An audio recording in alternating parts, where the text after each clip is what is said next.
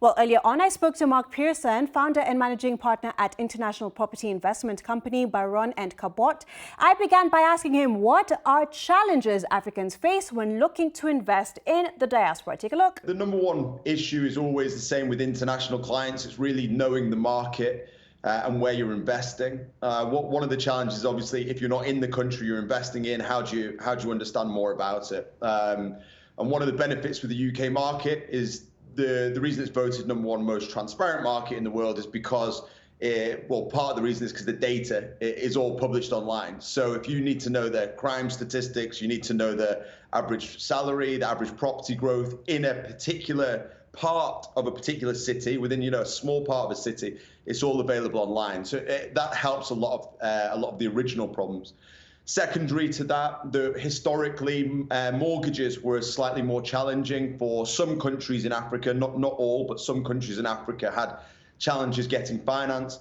But again, now that's something we've been able to deal with, and we can get mortgages for everybody within Africa. So looking at the question of affordability, how do you help Africans navigate this?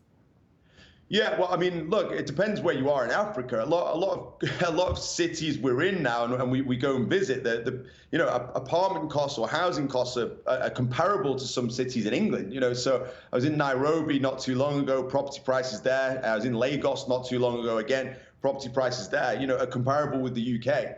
But also, we help with mortgages. So you might only need to put down 25% or 35% of the overall property value. And the rest you get a mortgage between 4 and maybe 6% interest. What tips would you have in investing within the diaspora?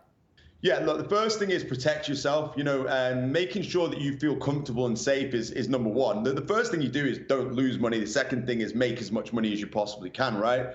The really checking with good solicitors. The lawyers are all regulated in England, so using an SRA, Solicitor Regulation Authority solicitor, they're going to protect your money anyway.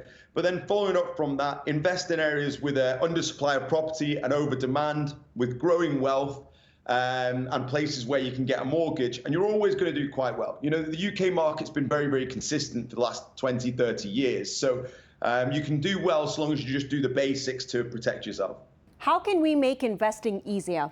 Yeah, so again, look, our company's around just purely for that reason, to try and make it as easy as possible. It's really no different being an African investor as it is being an English investor when buying UK property.